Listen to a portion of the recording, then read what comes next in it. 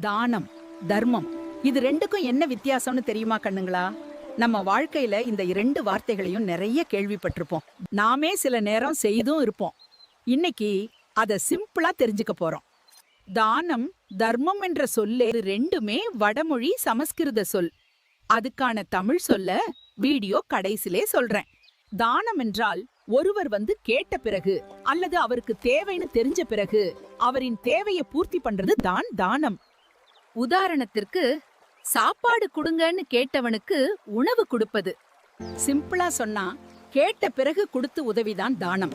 தர்மம் என்றால் யாரும் கேட்காமலே, அவருக்கே தெரியாமலே அவருக்கு தேவைன்னு நாம உணர்ந்து செய்யும் உதவிதான் தர்மம். அதனால்தான் தர்மம் தலை காக்கும்னு சொன்னார்கள்.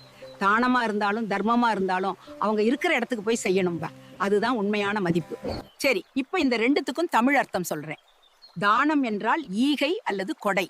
தர்மம் என்றால் அறம் என்று பொருள். வலது கை தருவது இடது கைக்கு தெரியாமல் செய்ய வேண்டும் என்பார்கள். என்ன கண்ணுங்களா? இப்போ தெளிவா புரிஞ்சுதா?